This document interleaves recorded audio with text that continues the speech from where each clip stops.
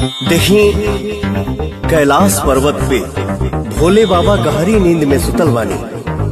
बिहान हो गिल बा ए भैया, माता पार्वती जी कैसे भोले बाबा की जगावत आनी।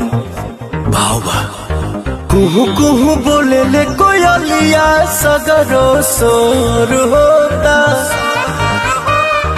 उगले सूरज देव लाली लेके जग में नजर होता। दर्शन करे खातिर भक्तन के झूठ नवा भइले ना।